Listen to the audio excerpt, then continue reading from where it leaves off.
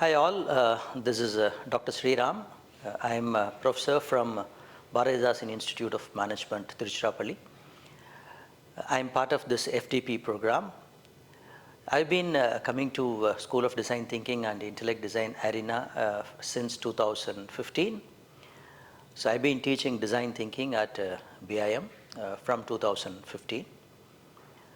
So for the past 4 years, I am bringing my students to for this design lab. So I visited the design lab many times, and every time I visit the lab, I always used to get something fresh, and it is really a good experience going through the walkthrough in their design lab.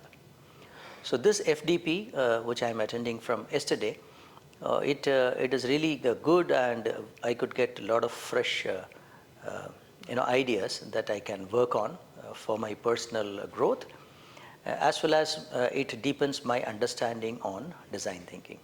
Thank you.